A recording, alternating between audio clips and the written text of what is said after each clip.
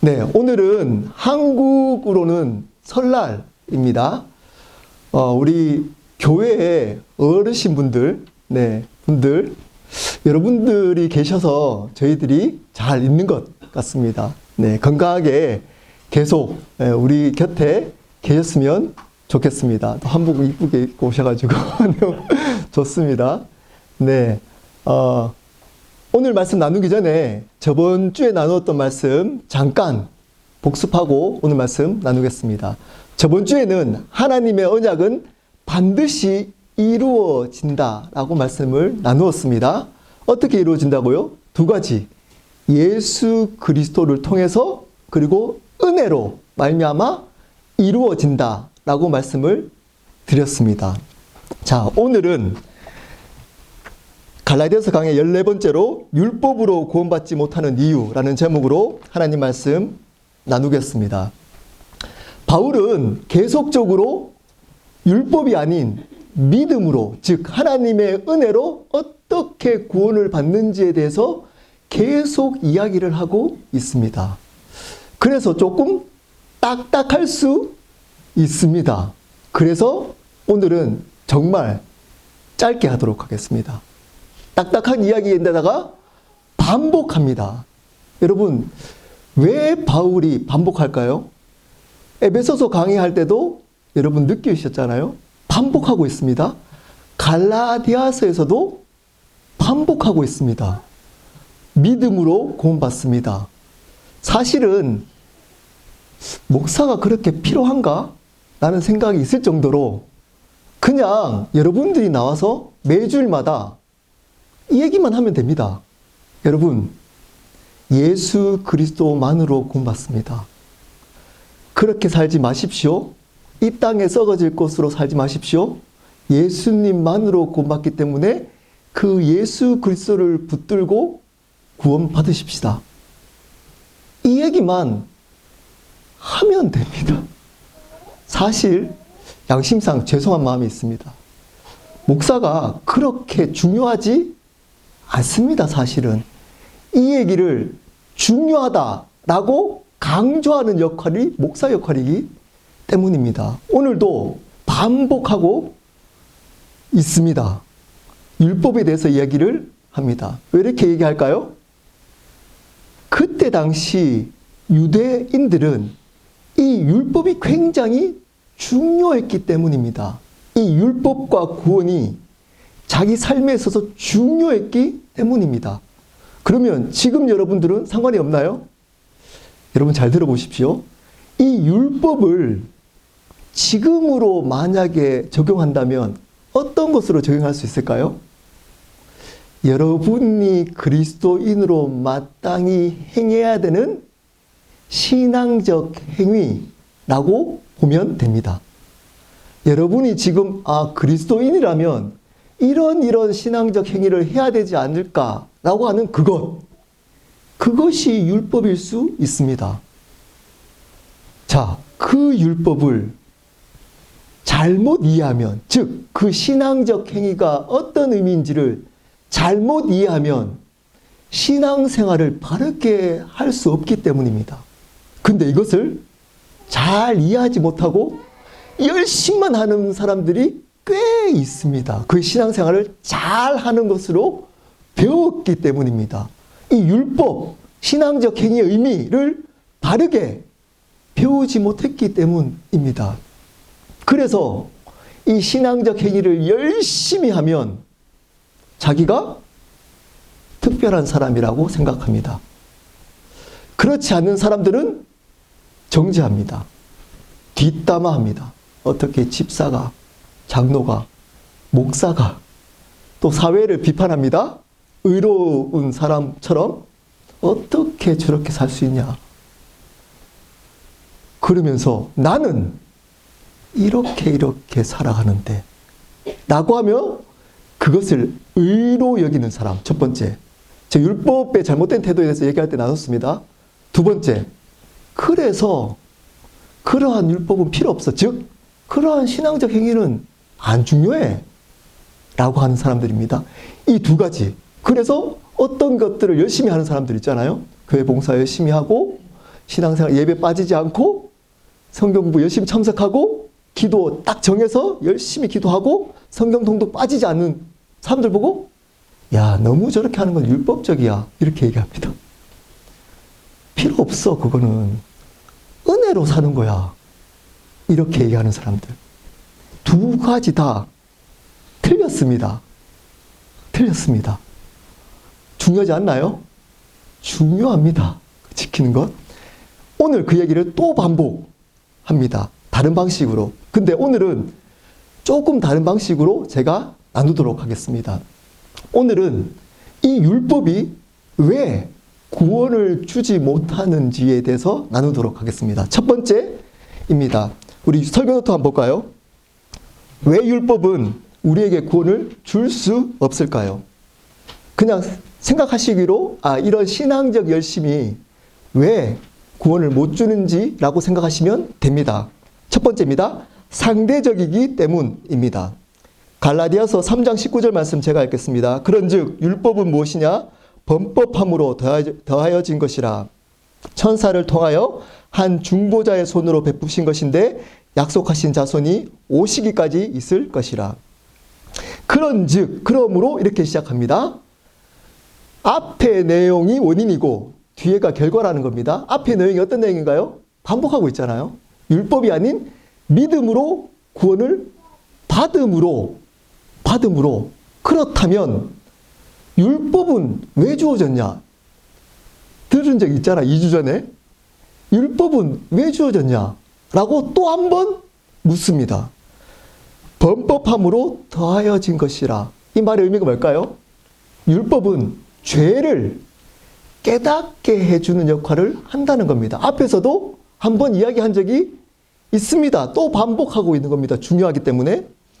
이것은 율법은 천사를 통하여 한 중보자의 손으로 베푸신 것, 사람의 손으로 베풀어진 거랍니다. 누구가요? 이 사람이? 모세입니다. 모세. 근데 약속하신 것 자손이 오시기까지만 있을 것이라는 겁니다. 여기 약속한 자손이 누굴까요? 바로 예수 그리스도입니다. 올 때까지만 그 모세에게 주어진 율법이 죄를 깨닫는 역할을 한다는 겁니다. 자, 그리고 중요한 말씀이 20절에 나옵니다. 그 중보자는 한 편만 위하는 자가 아니나 하나님은 한 분이시니라. 이 구절은 성경 전체에서 가장 해석하기 어려운 구절이라고 합니다. 무려 이 구절만 해석을 400가지가 있습니다. 해석을. 신학자들이 400가지 종류로 해석을 합니다. 그냥 어느 것을 택하라는 겁니다. 제가 생각하는 해석이 있습니다.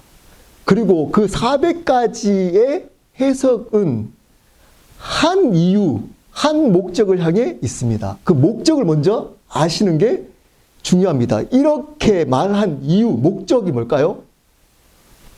약속, 이 믿음이 율법보다 더 중요하다는 것을 전하기 위해서 이 구절을 말씀하고 있습니다. 이것을 가지고 해석하는 것이 더 중요합니다. 여러 가지 해석 중에 여러분 설교 노트에 제가 적어놨습니다.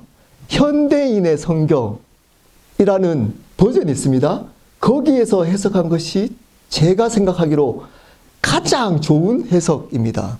제가 읽어보겠습니다. 그러나 중재인을 필요로 했던 율법에는 두 당사자가 있어서 했지만 약속을 하는 데는 하나님 한 분이면 됩니다. 이거 저번 시간에 나눈 것 기억나십니까? 아브라함의 언약은, 사람의 언약은 두 당사자가 하는 겁니다. 그래서 한 당사자가 그 언약을, 약속을, 계약을 어기면 그 언약은 파괴되는 겁니다. 근데 이 언약, 우리에게 주신 구원의 언약은 어떻다고요? 하나님 한 분만이 한 거라는 겁니다. 우리와 상관없이 그분이 약속하고 어떤다고요? 지키신다는 겁니다. 굉장히 중요한 진리입니다. 우리의 어떠함에 구원의 근거가 있지 않다는 겁니다. 율법을 지키는 행위가 구원에 전혀 상관없다는 겁니다. 우리가 구원의 행위를 놓더라도 그분은 놓지 않는다는 겁니다. 이것을 바울은 또 강조하고 있습니다. 구원은 절대적인 하나님의 주권적인 은혜로만 이루어진다는 겁니다. 그럼 이렇게 묻습니다. 믿음은 뭔가요? 믿음 행위인가요?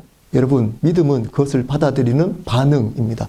이건 제가 너무 많이 반복해가지고 밥 먹는 것 생각하시면 됩니다. 밥상 차려놓은 것을 내가 숟가락질, 젓가락질 잘했다고 먹었다 하면 안 되는 겁니다. 그것과 똑같은 겁니다. 자, 근데 중요한 건 있습니다. 여기서 조금 다른 표현을 한번 해볼게요.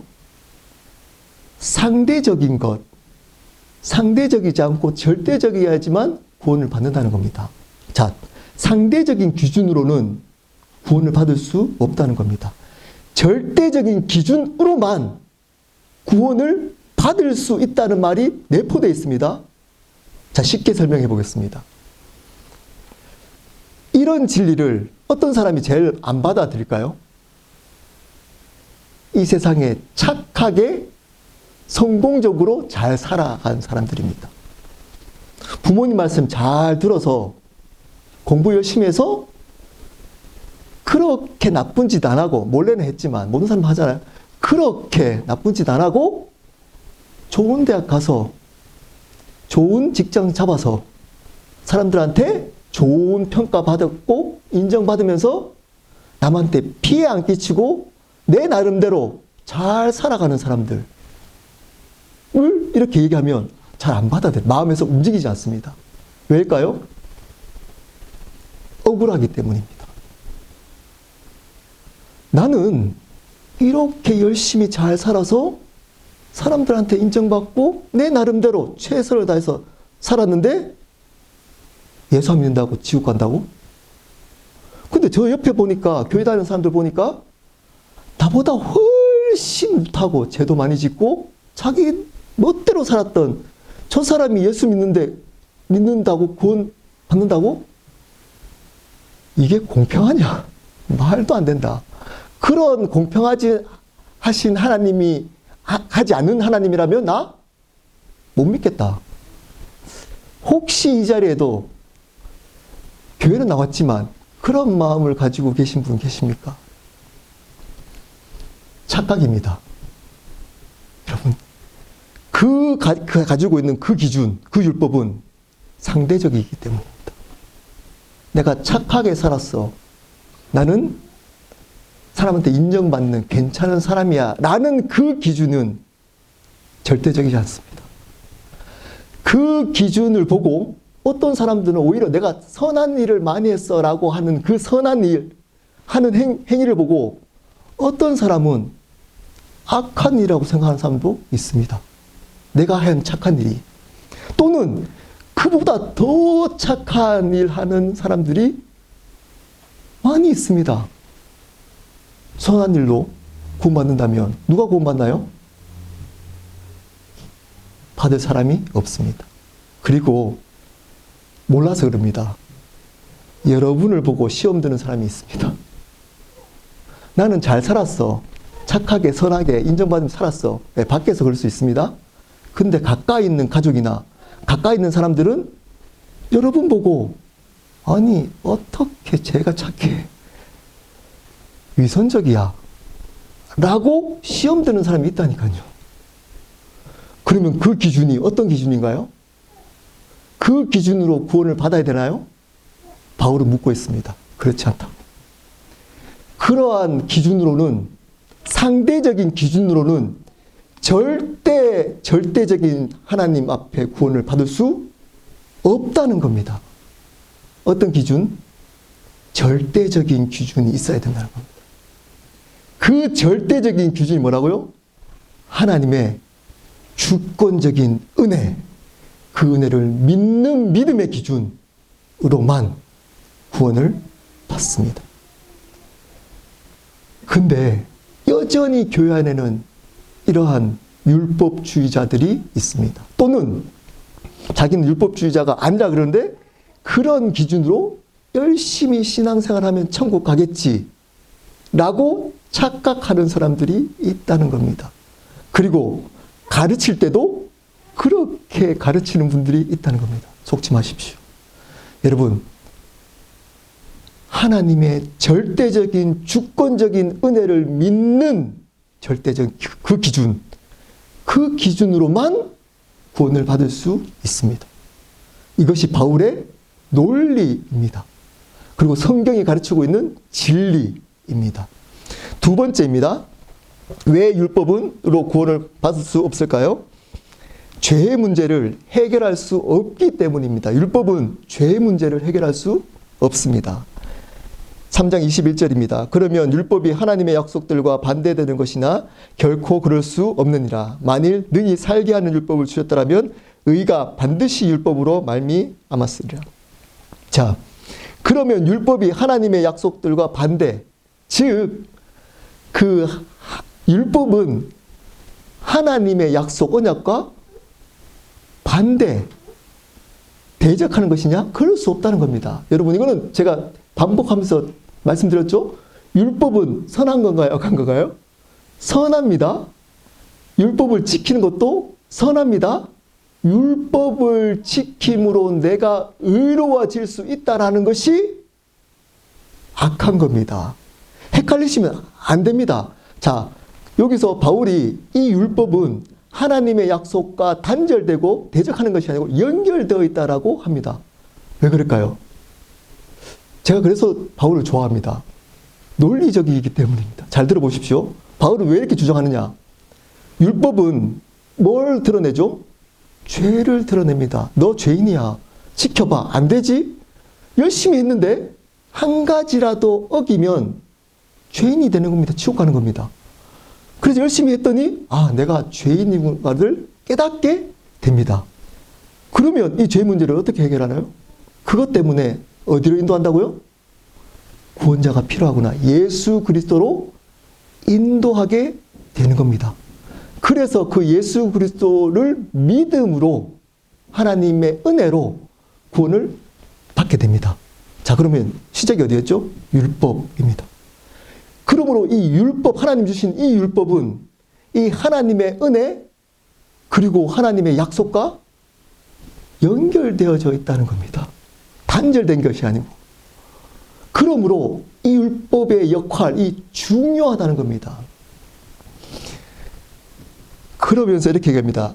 만일 능히 살게 하는 율법을 주셨더라면 의가 반드시 율법으로 말미암았습니다. 이 말이 뭘까요? 그렇게 하나님의 선하신 율법이라면 구원을 줘야 된다. 줘야 된다. 라고 얘기합니다. 그럼 여기서 끝나면 안 되죠? 안 되죠? 그래서 22절에 그러나로 시작합니다. 자, 그러나로 시작할 때 여러분 테스트 한번 하도록 하겠습니다. 중요한 테스트, 쉬운 테스트입니다.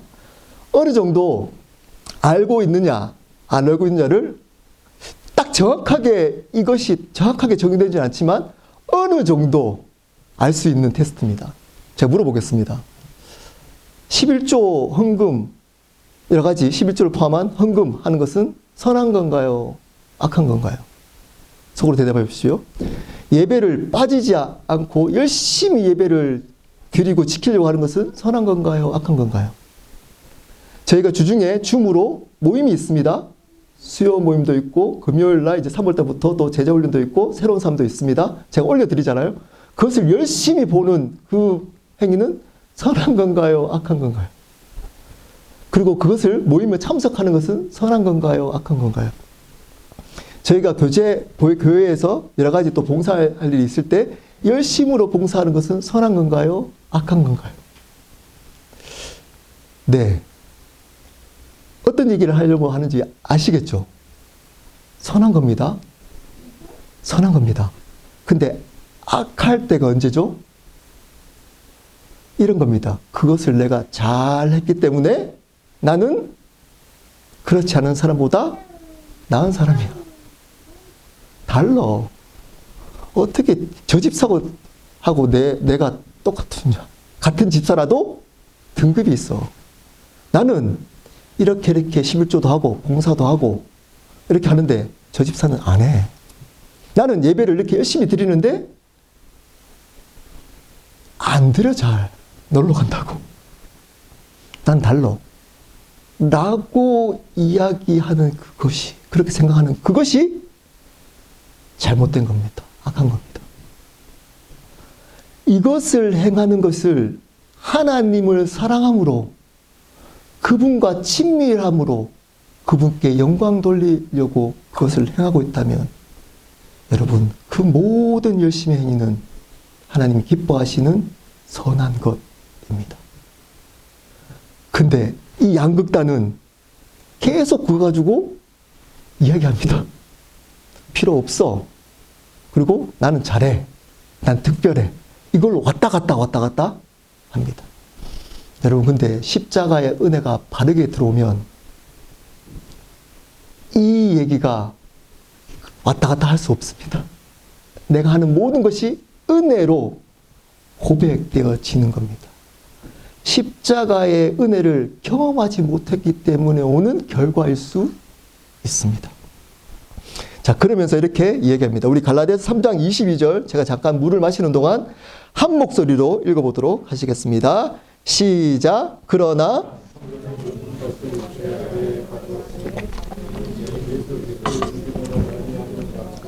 믿는 자들에게 주려 함이라. 그러나 성경, 여기 성경이 율법을 의미합니다. 모든 것을 죄 아래 가두었으니, 여기서 모든 것은 자기가 주인 되어서 살아가는 죄인들을 의미합니다. 이 율법이 모든 것을 죄 아래 가두었다. 이 말은 뭘까요? 죄인이라는 것을 확인시켜 줬다는 겁니다. 너희들이 죄인이야 라고 이야기를 해 주었다는 겁니다. 그 역할을 했다는 겁니다. 구원을 주는 의롭게 되는 역할은 못하고 그 역할을 한다고 또 강조하고 있습니다. 그러면서 이렇게 얘기합니다. 이는 예수 그리스도를 믿음으로 말미암는 약속을 믿는 자들에게 주려 함이라. 이는 행위가 아니고 믿음으로 주려고, 다른 말로 하나님의 은혜로 구원을 주기 위함이라는 겁니다. 율법은 죄를 드러내는 역할만 하지 죄의 문제를 해결할 수 없습니다. 해결하실 분은 예수 그리스도밖에 없다는 겁니다. 예수 그리스도만이 죄의 문제를 해결할 수 있는 겁니다. 여러분, 여기 앉아 계시지만, 그리고 이 세상에 사는 모든 사람들은 문제들이 있습니다. 문제가 하나도 없는 사람은 이 세상에 아무도 없습니다. 모든 사람들은 문제가 있습니다. 성경은 이 문제가 어디로부터 왔다고 얘기를 하나요? 죄로부터 시작됐다고 합니다. 죄. 이 죄의 문제, 근본적인 죄, 하나님이 주인으로 안 살고 내가 내 삶의 주인으로 사는 것, 창조주이신 하나님, 그분을 주인으로 안 모시고 내가 내 삶의 창조주가 되는 것, 이런 얘기를 교회에서 못 들어봤다고 하는 분들이 새로운 삶 할 때마다 저한테 이야기를 합니다. 처음 들어봤어요. 여러분, 여러분이 주인 창조주가 돼도 성공합니다. 세상에 잘 살 수 있습니다. 나름 행복하게. 근데 하나님과는 단절된 겁니다. 왜냐? 그분이 주인인데 내가 주인으로 열심히 성공도 하고 잘 살고 인정받고 하는 것이 지옥 떨어질 죄라고 성경은 이야기하고 있습니다. 손가락질하는 여러분 TV에 나오는 그 사람들과 내가 주인 되어서 성공한 사람과 하나님은 똑같은 죄인이라고 합니다. 구원받는 확률은 오히려 손가락질 받는 죄인보다 이렇게 자기 스스로 의롭다고 생각하는 그 죄인이 구원받기가 더 힘듭니다. 그래서 성경은 계속 율법, 복음을 바울은 그리스도인을 대상, 교회를 다니는, 목숨을 걸고 어쩌면 다니는 그 그리스도인들을 대상으로 반복하고 반복합니다. 착각하지 마. 착각하지 마. 그런 걸로 구원받는 거 아니야. 너가 주인이면 지옥 가. 이 죄인은 이 죄의 문제를 해결할 수 없어요. 그래서 이렇게 인정받더라도 문제가 있습니다. 사람들한테 인정받고 성공하더라도 혼자 있으면 두렵고 외롭고 우울한 것을 감당을 못합니다. 뭐로부터 왔다고요? 죄 문제가 해결되지 않았기 때문입니다. 여러분, 부러워하는 분들 있잖아요. TV에 나오거나 그런 분들을 성경은 어떻게 얘기한다고요? 하나님의 진노가 머리 위에 있다 합니다. 진노가 머리 위에 있대요. 그 위에. 그러다가 어떻게 할까요? 표현을 너무 잘했잖아요. 그러다가 마지막 날 진노가 임해버립니다. 이러한 천국과 지옥 얘기를 안 합니다. 그냥 잘 사십시오. 기도하고 이 땅에 있는 것들을 하나님 도와주실 겁니다. 기도하시면 잘 될 거예요. 이런 얘기만 합니다. 여러분, 주인이 누구신가요? 이 얘기 또 반복합니다. 죄 문제를 그 행위들, 성공한 것들, 돈, 명예, 건강이 죄 문제를 해결할 수 없습니다. 죄 문제는 유일하게 예수 그리스도를 믿는 믿음, 하나님의 은혜를 받아들이는 그 믿음으로만 이루어지는 겁니다. 이것을 강조하는 겁니다. 또 다른 말로 강조하고 있는 겁니다. 말씀을 마무리하도록 하겠습니다. 이번 주에 제가 아는 분들은 또 아시는 분도 있겠지만 저희 평강이 학교에 총기 사건이 났습니다. 맞은편에 있는 학교 안이 아니고 학생들이 가장 많이 가는 바로 앞에 보여지는 햄버거 가게에서 10대 애들이 총을 가지고 총을 서로 쐈대요. 그래서 평강이하고 같은 나이인 그 학교 학생 한 명이 죽었습니다. 그날 제가 이제 평강이를 데리러 가려고 이제 가려고 준비하고 있는데 그 카톡에 아빠 절대 오지 마 이렇게 카톡이 왔더라고요. 너무 급하게. 그래서 왜? 그랬더니 총기 사건 났어. 이렇게 오지 마. 와, 근데 아빠 그 얘기 듣고 가야 될까요? 말아야 될까요? 여러분 같으면 어떻게 할까요? 와, 고민이 되더라고요. 평강아, 지금 어때? 그랬더니 나 지금 학교 안에 선생님하고 그 경찰이 와서 안전하게 있어. 이렇게 얘기하더라고. 아빠 절대 오지 마. 이렇게 얘기를 하더라고. 와, 그리고 한 1시간 정도 시간이 지났습니다. 그 1시간이 천년 같았어요. 여러분,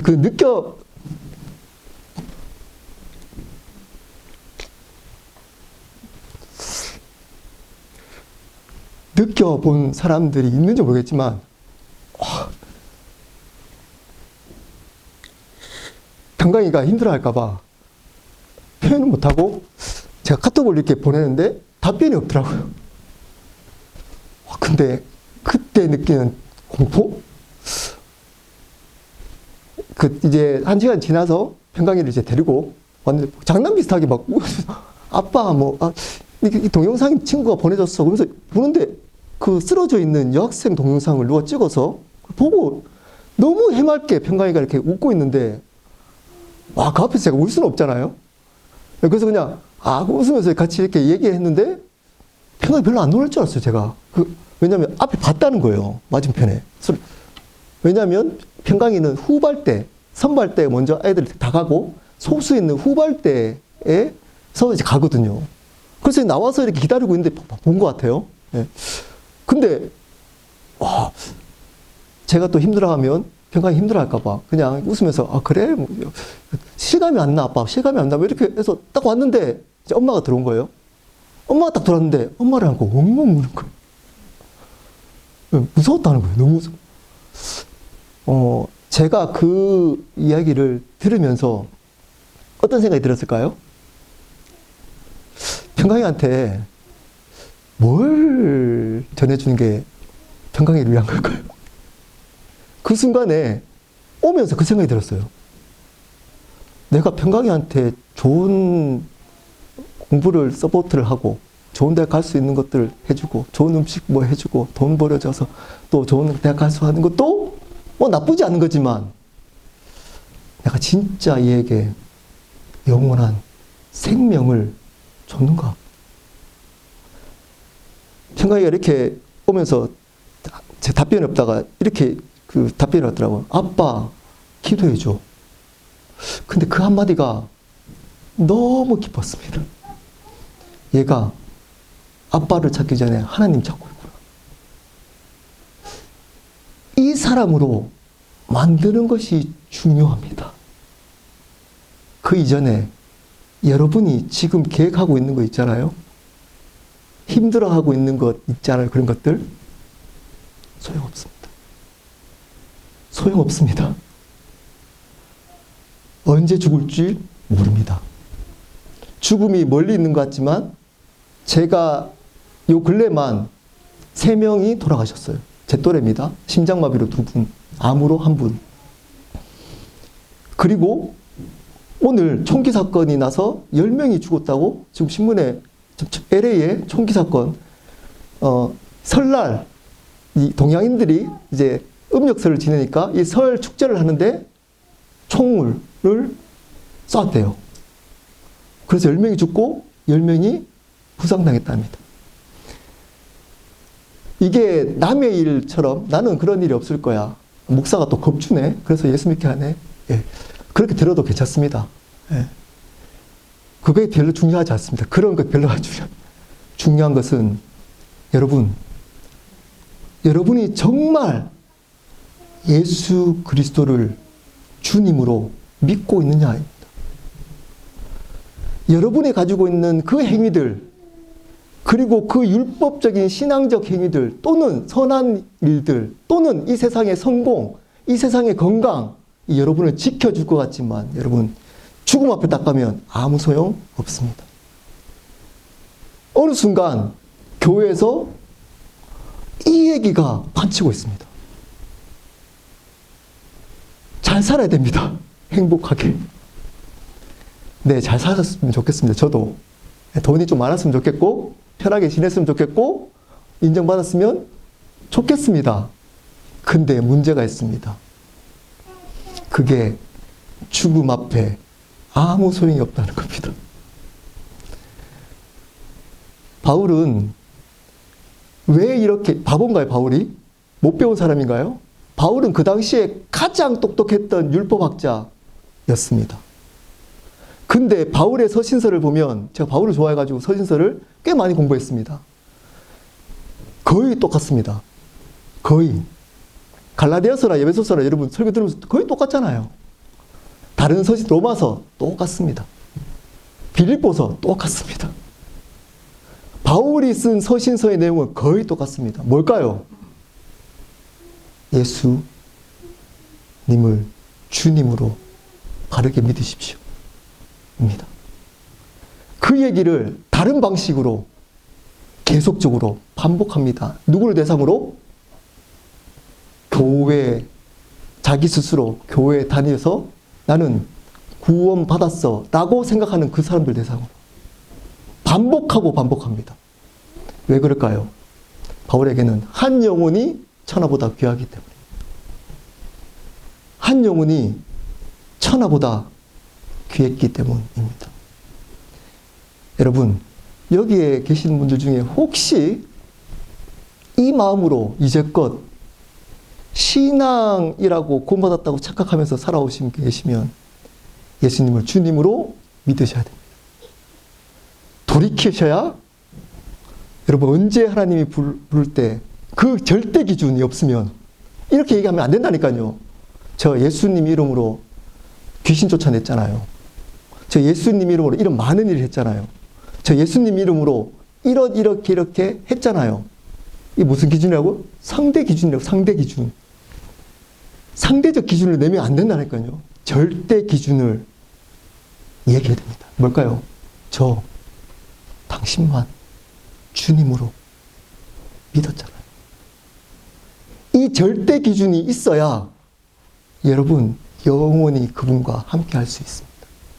근데 여러분이 가지고 있는 신앙적 행위로 하고는 율법을 가지고 상대적 기준을 만들면서 나를 의롭게 생각하고 내가 하나님 앞에 갈 수 있다고 착각하는 다면 여러분 큰일 납니다.